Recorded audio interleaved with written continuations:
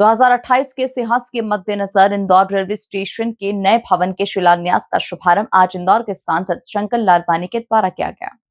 इस अवसर पर पत्रकारों से चर्चा करते हुए इंदौर सांसद शंकर लालवानी ने जानकारी देते हुए बताया कि G+7 के रूप में रेलवे स्टेशन का निर्माण होने जा रहा है, जिसमें 412 करोड़ की लागत आने वाली है।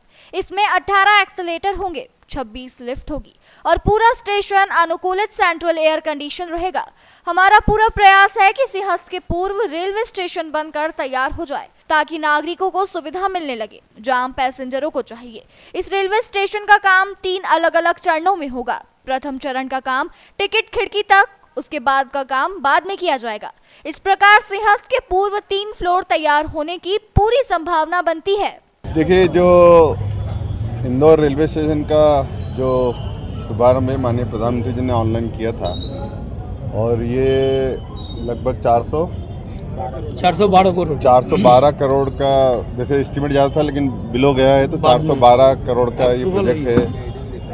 उसका ड्राइंग डिज़ाइन अलग अलग स्तरों पर पिछले समय कुछ चेंजेस थे, उसको लेके समय लगा और जो एनओसी आती है, खास करके बहुत सारे डिपार्टमेंट हैं उसमें एनओसी में थोड़ा समय लग गया, लेकिन आज विधिवत काम की शुरुआत हो रही है। कॉन्ट्रैक्टर ने आज काम शुरू किया है तो इसको फेसेस में कर रहे हैं, 3 फेसेस में कर रहे हैं।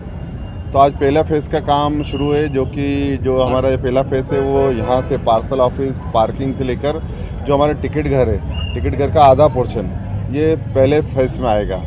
और आने वाले दिनों में जो हमारा एंट्री वाला जो गेट है वो कुछ दिनों बाद ये एंट्री वाला गेट भी बंद होने वाला है और हम एक वैकल्पिक उसके बाद एंट्री गेट चालू करने वाले हैं ताकि यात्रियों को असुविधा न रहे और उसका पूरा मार्किंग रहेगा, किसी भी यात्री को असुविधा नहीं रहेगी, कहाँ से एंट्री करना, कहाँ से टिकट मिलेगी, पूरी व्यवस्था यहाँ बताई जाएगी।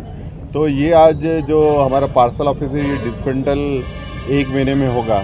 1 महीने बाद ये जब डिस्पेंटल होगा तब इसमें अंडरग्राउंड पार्किंग का काम शुरू होगा और उसके बाद अंडरग्राउंड पार्किंग के बाद जो ये बिल्डिंग का है वो काम शुरू होगा।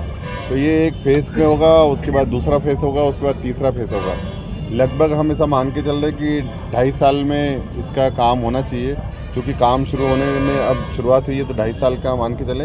लेकिन हमारा प्रयास है कि सिंहस्थ तक नीचे का जो ग्राउंड यानी पार्किंग, ग्राउंड फर्स्ट और सेकंड जहाँ ऑपरेशनल जो जन उपयोगी जो भी रहेगी रेलवे की ध्यान में, यात्रियों को ध्यान में रखते हुए वो सब सुविधाएँ सिंहस्थ में उपलब्ध कराने का प्रयास किया जाएगा।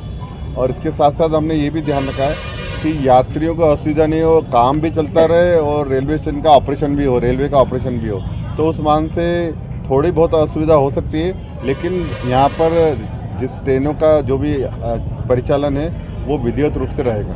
कितनी पार्किंग सुविधा, कितनी कैपेसिटी रहेगी, कितने प्लेटफॉर्म रहेंगे और क्या?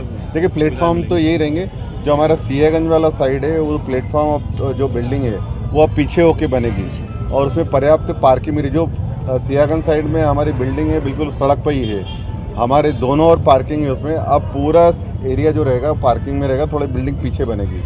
लगभग मुझे लगता है 18 मीटर है ना, 18 फीट के हिसाब से अगर माने तो 50-60 फीट पीछे बनेगी। तो सुविधा देखिए, ये तो G+7 है, तो ये जो रहेगा G+7 रहेगा। पूरा इंटरनेशनल जो रहती है एयरपोर्ट पे सुविधा है वो सब सुविधा यहाँ पर रहेगी।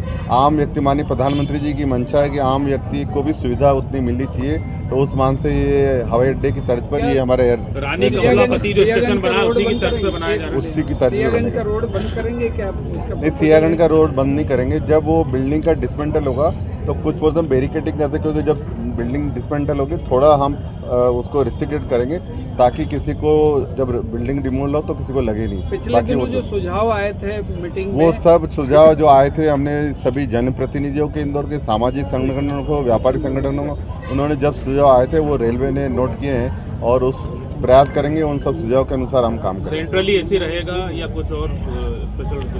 कूलिंग, इसका कूलिंग है, वैसे पूरा कूलिंग है। कॉन्कोर्स में कूलिंग रहेगा पूरा। और क्या सुविधाएं मिलेंगी? लिफ्ट, देखिए, जो लिफ्ट और एक्सीलेटर है, लिफ्ट है, और मुझे लगता है कि अभी एक्सीलेटर बढ़ने का जाएगा, फूडिंग का 26 तो लिफ्ट है, 16 एक्सीलेटर है। तो वो सब सुविधाएं रहेगी जो आम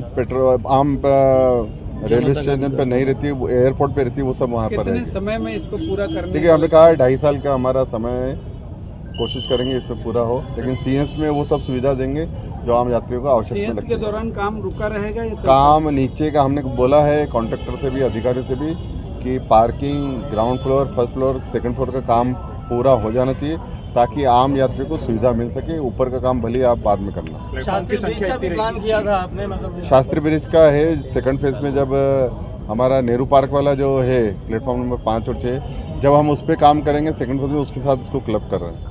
शंकर भाई, जो पोलो ग्राउंड वाले ब्रिज को लेकर के काफी PWD ब्रिज बना रहा था, क्या डिजाइन में? लक्ष्मीबाई रेलवे स्टेशन का काम तेजी से पूरा चल रहा है, बहुत तेजी से चल रहा है, और आप देखेंगे कि आने वाले समय में लक्ष्मीबाई रेलवे स्टेशन काम भी एक मेन स्टेशन की तरफ आप दिखेगा।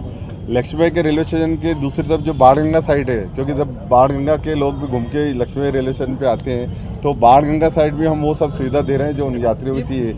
उसके दोनों ओर लक्ष्मीबाई रेलवे स्टेशन दोनों ओर 2 ब्रिज बन रही है, और ये ब्रिज इसलिए बन रही है कि जब आने वाले समय में जब इंदौर से खंडवा का जो काम चल रहा है, ये जब काम पूरा हो जाएगा तो 100 से ज़्यादा ट्रेनें यहाँ से गुजरने वाली है, तो हमारा इंदौर मेल ट्रैक पे आएगा, इसी रेलवे स्टेशन पे 100 से ज़्यादा ट्रेनें रुकेगी।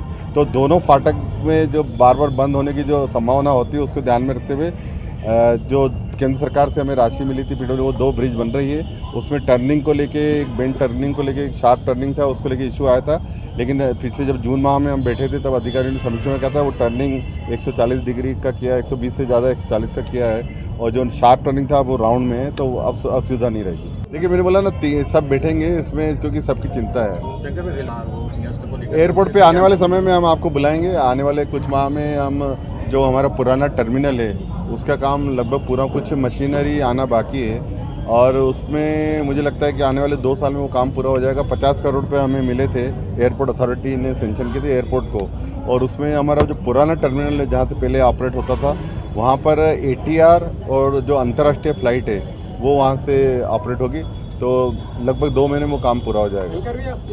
देखिए पिछले दिनों में मुख्यमंत्री जी से मिला था, और यहाँ हमारे फॉरेस्ट और रेलवे वालों ने मिलकर उसमें जो ट्री की नंबरिंग थी वो पूरी कर दी। यहाँ से फाइल भोपाल गई थी, भोपाल से PS लेवल पे हो गया था। मुख्यमंत्री जी ने आश्वासन दिया था, हम दिल्ली में बात करके, मुझे लगता है वो दिल्ली पहुँच गया होगा। जब माननीय भूपेंद्र यादव जी इंदौर आए थे तब मैंने उनके ध्यान में लाया था, उन्होंने बोला था अगर हमारे पास प्रकरण आ गया तो हम शीघ्र निराकरण कर दें। संभावना है आजकल में उसकी परमिशन चिंतित भी हैं, केसेस भी बहुत आ रहे हैं, आम लोग भी इसको शिकायत कर रहे हैं, और नगर निगम इसमें काम कर रहा है, लेकिन मुझे लगता है कि हमें और कुछ भी तरीका ढूंढना पड़ेगा, क्योंकि जिस संख्या में कुत्ते काट रहे हैं, लोग परेशान हो रहे हैं, तो उसका वैकल्पिक सबसे साथ बैठ के करेंगे, क्योंकि उसमें 2-3 स्टेक होल्डर है, खास करके जो पर्यावरण जानवरों को बचाने वाले लोग हैं वो भी हैं, जिनको काट रहे हैं वो शिकायत करने वाले लोग भी, नगर निगम उसकी एजेंसी, सब बैठेंगे, उसका निर्णय करेंगे।